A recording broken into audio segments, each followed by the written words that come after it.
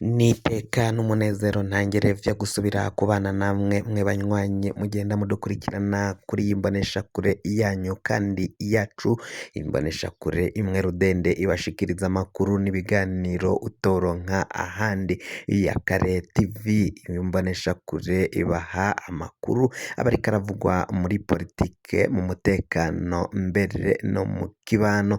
Amakuru aragenda avuga ko mu mutekano ibintu bibandanya gukomera cane mu ntara ya Cibitoke, hariko harumvikana urwamo rw'amasase, inyeshamba abagwanyi babandanya kwisukiranya muri ico kibira. Biravugwa ko General Neva Kugarika na Niyongabo batezwe umutego wo kurungika abasirikare mu gihugu ca Repubulika iharanira intwaro rusangi ya Kongo, none igisoda c'u Burundi catewe. Biravugwa ko catewe n'abagwanyi, kuri ubu ngubu hatari hamenyekana niba ari abagwanyi ba Red Tabara bagavye ibitero ngaho mu ntara ya Cibitoke, bateye baturutse mu buraruko.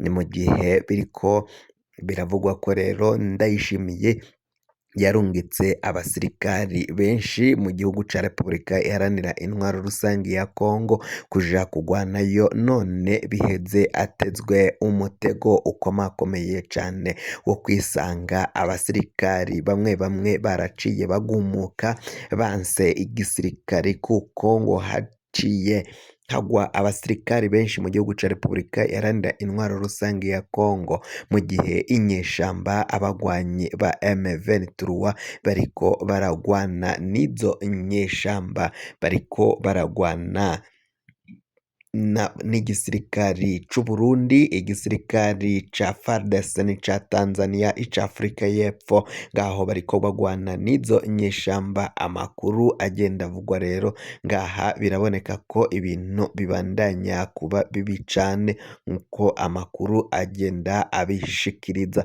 Amakuru ariko arabivuga ava ngaho muri ivyo bice vyo mu buseruko bwa Kongo y'ubuseruko, ntara za Kivu y'uburaruko na Kivu y'ubumanuko. Umukuru w'igihugu Varisito Ndayishimiye ni mu gihe yariko yagiye mu rugendo ngaho mu gihugu ca Repubulika iharanira intwaro rusange ya Kongo, none abagwanyi biravugwa ko rero babandanya kwisukiranya ngaho mu buraruko ushira uburengero bw'igihugu cacu c'u Burundi.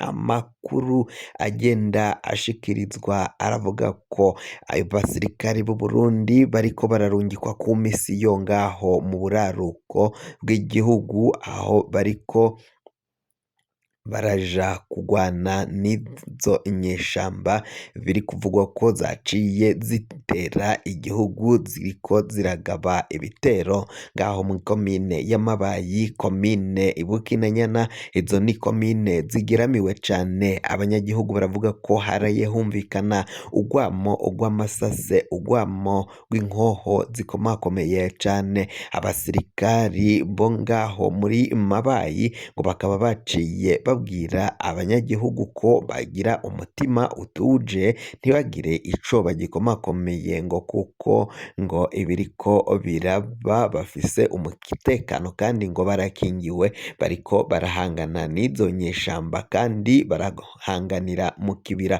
ngo nta mwenegihugu nta munyagihugu izo ngwano zizoca zishikako, ko ngubwo izo nyeshamba bazohava bazitoragura umwe kuri umwe, bazitoraguza intoke.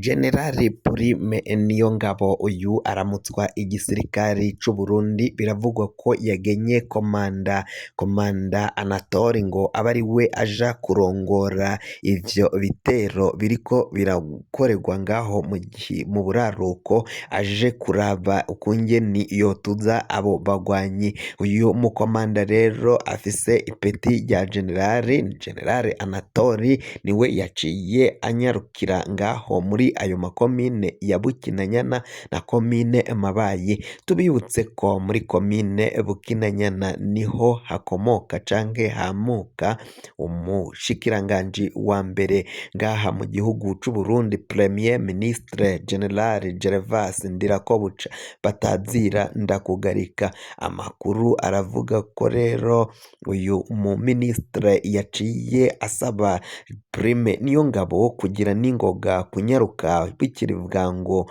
ngo abene gihugu biwabo batoza kuhasiga ubuzima. Amakuru aragenda avuga ko ibiriko biragenda bibera ngaho muri ico gihugu, muri ico gice co mu buraruko ari akamaramaza, aho nyine ministre yaciye ahita asaba ko izo nyeshamba zigomba gufatwa zikamarwayo nk'uko biriko biragenda bivugwa. Amakuru aremanga ko General Gervas Ndirakobuca batazira ndakugarika yakoranye na Prime Niyongabo aramutswa igisirikari c'u Burundi kugira ngo arabe ukungene uyu umujenerali yomufasha abenegihugu bo ngaho muri ayo makomine mu ntara ya Cibitoke batarohagirira ingorane. Biraboneka ko rero ivyo Ndayishimiye ngo yaciye yibwira ko inyeshamba za Red Tabara zitazomutera ari ukwihenda gukomakomeye cane, ngo bihenze ku gisirikari ca Red Tabara none bagiye guhura n'ingorane zikomakomeye cane. Biravugwa ko atabandi ari abagwanyi ba Red Tabara baciye bagaba ico gitero ngaho muri ico kibira. Abanyagihugu baraye bumvise urwamo rw'amasase, bavuze ko ibiriko binyegezwa canke ivyari vyaranyegejwe n'inyeshamba murantunga ivyari vyaranyegejwe n'igisirikari c'u Burundi ari akamaramaza bafatanyije n'umukuru w'igihugu Varisito Ndayishimiye. Amakuru yo kwizigira aremeza ko neza neza ibiriko biragenda biba ngaho muri ivyo bice vy'uburaruko ari ingaruka z'umukuru w'igihugu kuba yaraciye afata abasirikari akabarungika ngaho mu gihugu ca Repubulika iharanira intwaro rusangi ya Kongo. Gushika amanga ya rero ngo bikaba biboneka ko ivyo biriko biraba, ibiriko biragenda bishikira igihugu, abagwanyi kuba basubiye kubura umutwe ari uko bazi ko igisirikari c'u Burundi kijagaraye. Abategetsi b'igihugu c'u Burundi ata murongo nabo bafise wo kurinda no kugwanya izo nyeshamba. Abagwanyi ba Red Tabara bariko baragaba ibitero irya nino mu ntara zitandukanye. Umuvugizi w'izo nyeshamba uyu ni Patrick Nahimana yaciye avuga ko batagomba guheba urugamba, ko bagomba gushigwa ari uko bakuyeko intwaro y'agahotoro, intwaro y'agacinyizo, intwaro ya CNDD FDD, intwaro y'ibinywamaraso.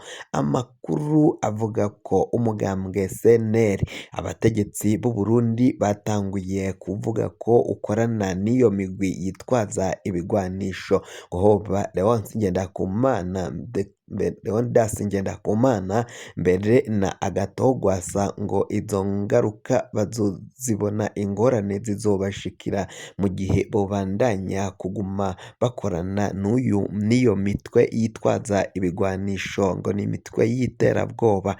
Bakaba rero abo bavuga ko bagiye mu runani rwo kunagura amasezerano y'Iyarusha, akaba arivyo vyatumye abategetsi b'igihugu c'u Burundi bahera ko bavuga ko boba bakorana n'imigwi y'iterabwoba, imigwi yitwaza ibigwanisho, mu gihe ubutegetsi bwa Gitega bwo bwaciye buhonyanga amasezerano y'Iyarusha, bakaba baraciye biha ibindi biringo batari barekuriwe n'amategeko. Ivyo biriko birabera irya nino mu ntara zitandukanye kugabwa kw'ibitero, ngo barabona ko rero bishobora kuzohava bikwega akarambaraye ngaha mu gihugu c'u Burundi.